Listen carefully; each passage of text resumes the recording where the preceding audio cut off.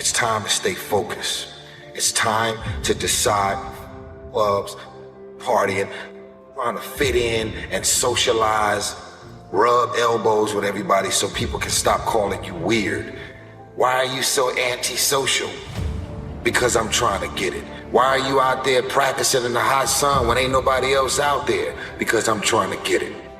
The more weird you are is a reflection of how committed you are to focusing on your molding and shaping and developing your ideas and your craft so that when it's time for you to make your rounds, you're gonna fly.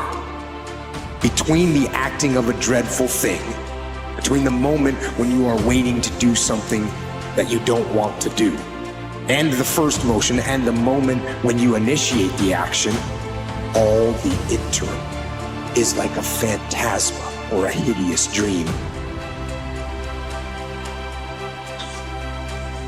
Excellence is not a concept foreign to us. Excellence is in our DNA. Because where we come from, what we represent is far, far stronger than anything we have done. Now, when you think about, holy shit, my job as a parent, as an entrepreneur, as an athlete, as a speaker, as a whatever you want to be, you've got to get so good at that thing that when people see you do it, you make them experience the most potent human emotion, and that is awe. To get that good is a terrifying journey of self-discovery and confronting who you really are. Because you cannot make change until you acknowledge where you're actually at.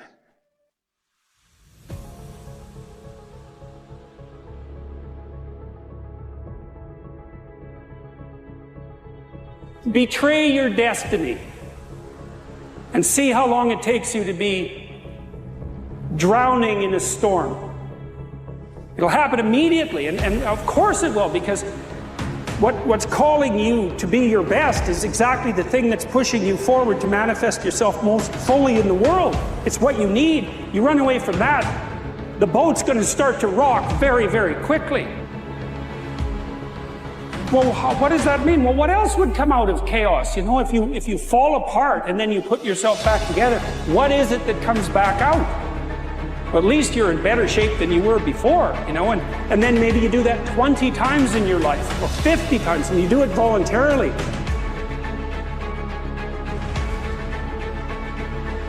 That's not my problem. The problem is when the adversity struck, they didn't know how to respond. In other words, when adversity strikes, for some reason, people think they rise to the occasion. You don't rise to the occasion, you revert back to your training.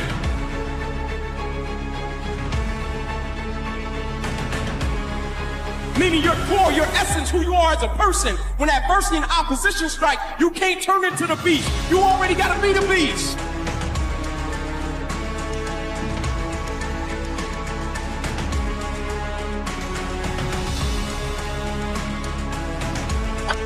Life ain't about medals, it ain't about certificates, it ain't about houses, money, cars, fame, all that shit. It's about stars. So when you get judged, when everything is said and done with, you won't get judged on your medals. You get judged on your stars, because stars show your willingness to get to the side. They show your failures. They show your willingness to start from scratch. They show what you're willing to do to go the distance, to see what you're capable of. So make sure in life, don't be afraid to get scars. Stay hard.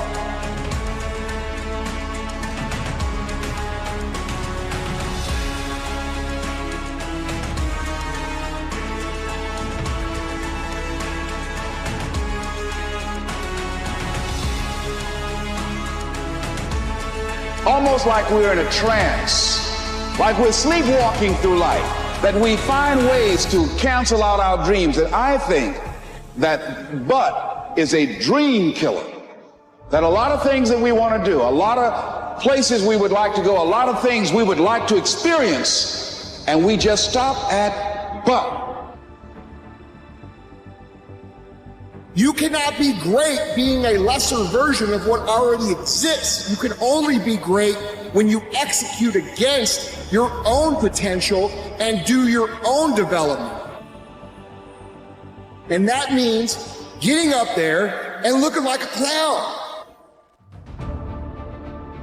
If you want to be great, if you want to be one of the best that's ever fucking lived at what you do, you have to understand that it's about developing our own skills. It's about developing our own style. It's about developing our own swagger. It's about developing our own selves. Pull yourself out of whatever life is throwing at you to gain that confidence. By the time the run was over, I was like, you up. I once again beat your ass. You gotta be willing to find the confidence. Stay in the fight, stay in the war, stay in the battle, armor your mind. And so I've been intrigued with, can you be committed to the process of what you do without being emotionally attached to the result of what you do? Because a lot of people can be committed to the process of what they do if the results don't change. But the moment the result or the outcome changes of what they're chasing, they shut it down or they quit simply because the result changed. So can we be committed to the process of what we do, but not emotionally to the result of what we do, understanding every day I get up and give everything I got to everything I'm a part of simply because this is who I am. Like the only thing I need every day of my life is 86,400 seconds. That's it. Like I don't need some reward. Like I don't need, the only thing I need is breath in my body, and I'm flat out going get it.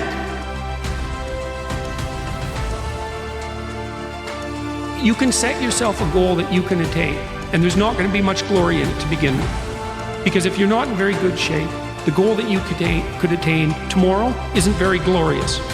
But it's a hell of a lot better than nothing, and it beats the hell out of bitterness, and it's way better than blaming someone else. It's way less dangerous. And you could do it. It's one step on a very long journey. And so it starts to compound on you. So a small step today puts you in a position to take a slightly bigger step the next day. And then that puts you in a position to take a slightly bigger step the next day. And you do that for 2 or 3 years, man, you're starting to stride. Be kind to yourself. You are actually doing the best you can. Don't beat yourself up. Don't drive yourself crazy. You are actually doing the best you can.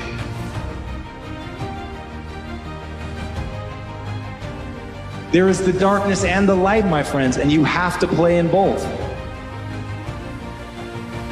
Just because you've gone through it doesn't mean that you are it. Some of you right now, you're listening to me and someone is telling you that you should just give into that temptation, that you should just give into that problem, that there's no way that you're ever going to overcome it, that this has been 10 years or 12 years or 15 years or 20 years or your entire life. But just because it's been your entire life up until this point doesn't mean that it has to be the rest of your life going forward. I believe that everybody has a gift. Every single human out there listening right now, you have a gift. The thing that you have working against you is you have all these other people now. Is that by doing this, you are actually keeping yourself from becoming great. Because the most that you could ever be when you do these things is a watered down, lesser version of what someone else is doing. All right? And how do you know that your own style and your own way of doing things that you would develop little by little by little if you would just take little risks isn't going to be greater than all of those things that you watch? Best work when you're least motivated. So those days you don't want to do it, that's what you gotta do. You gotta suck the fuck up and do it. Stay hard.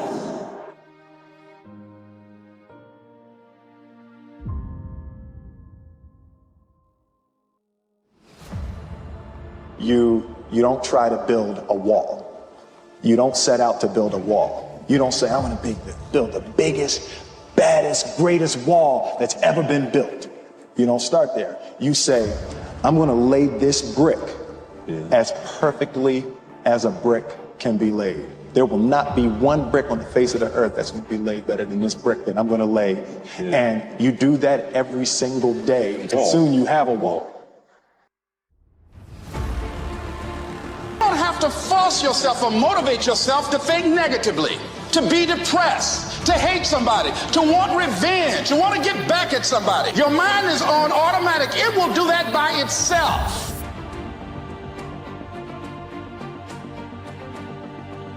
No more bowing down to whatever unhealthy or unproductive thoughts float through my mind. No more waiting for the perfect moment, and no more indecision, and no more lies. No more weakness. No more. Now is the time for strength. And through strength, and through will, and through unwavering discipline, I will become what I want to be. I will become who I want to be. And then, and only then, will I rest and say, no more.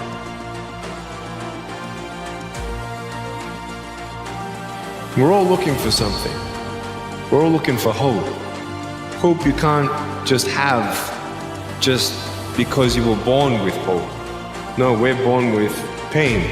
And in our life, my parents always taught me that we have a choice. Either to be angry for what we don't have, or be thankful for what we do have.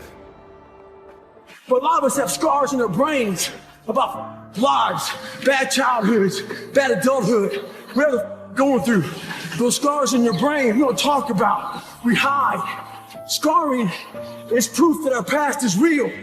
But the one thing we do is we allow it to control our lives. And we get off the log.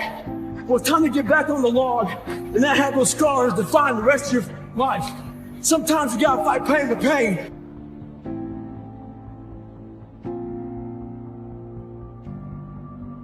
What the hell are we all waiting for to start attacking life?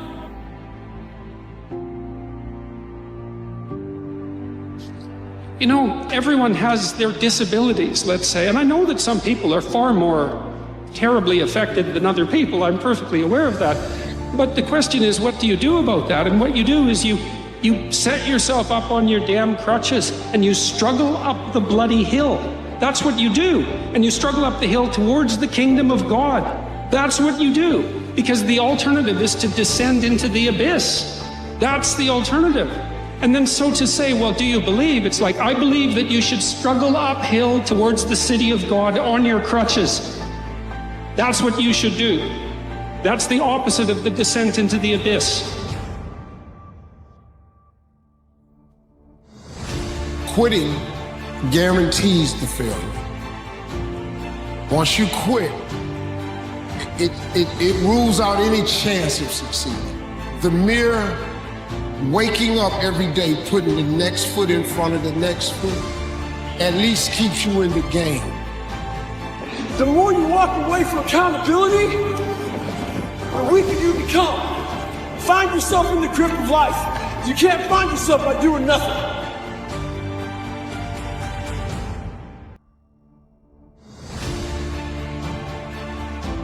Whatever happened last week happened last week. You had a second chance of making your life happen today because of what they think.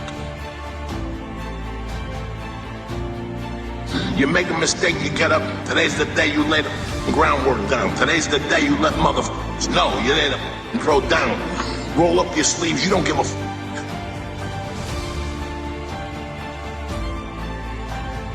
No more. No more. No more. No more excuses. No more, I'll start tomorrow. No more, just this once. No more accepting the shortfalls of my own will. No more taking the easy road.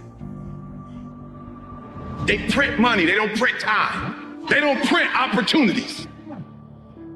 You can lose money and get it back. You can't get time back. You can't get experiences back. Worship getting your time back with your family. Average people focus on money. The great focus on time, because I can't get my time back.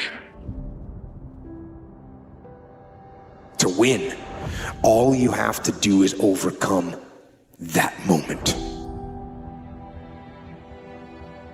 You gotta have heart. When you making these moves, when you going to work, when you executing these dreams, you doing this for your life. And it ain't nothing more valuable than that. So have your heart when it's time to accept those challenges. Next step, ask yourself, what's blocking you? What's preventing you from acting? Why don't you have the courage to handle that? Why won't you face that? What are you running away from? What kind of avoidance behavior are you engaged in?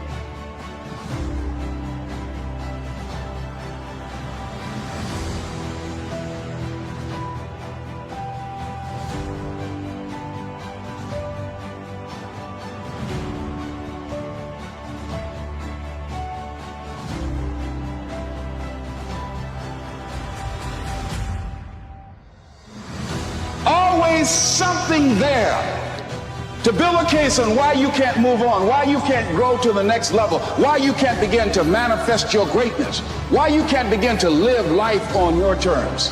Always something there to block you, to keep you where you are, and keep you from beginning to develop your true greatness. Always some fear. How do we handle it? And I'm saying that if you've been hiding out behind but, if you've been using the fact that you don't have enough money or you don't have the education, take it head on. Go get the education. I don't tell people that they're okay the way they are. No, I say, no, you could be way more than you are. And they're relieved about that, you see, because if you're in a dark and terrible place and someone says you're okay the way you are, then you don't know what to do about that. No, I'm not. I'm having a terrible time and I'm hopeless. You're okay the way you are. Well, then what? That's it? That's where I am? Then what do you want to tell a young person? You're 17, you're okay the way you are. It's like, no, you're not. You got 60 years to be better. And you could be way better. You could be incomparably better across multiple dimensions. And in pursuing that better, that's where you'll find the meaning in your life. And that will give you the antidote to the suffering. You see people who do big things and you automatically say, that guy's so lucky, she's so lucky. You don't know that. You're assuming that. Going to work every day for 20 years and grinding your ass off and then becoming a multimillionaire, that's not luck. That's action and reaction. Quit using the word luck, quit believing in luck, and start believing in work. Start believing in results that come from your actions. There's one thing about being in dark places. If you have the courage to stay there long enough, your eyes will start to adjust to the darkness. Your body and mind will always adjust to more suffering, to more pain. If you want to push harder. So the battle, the struggle, the hesitation takes place in that moment. That moment when we must step into the unknown. That moment filled with fear and horror. And that fear is what causes hesitation, and hesitation causes defeat. Hesitation is the enemy. Hesitation allows the moment to pass, the opportunity to be lost, the enemy to get the upper hand. Hesitation turns into cowardice. It stops us from moving forward, from taking initiative, from executing what we know we must. Hesitation defeats us, so we must defeat it. And it's possible that I can bring my greatness out here in the universe. That I can do what I want to do. It's possible. I can bounce back from adversity and reinvent my life. It's possible. Regardless of where I am, that things can get better for me.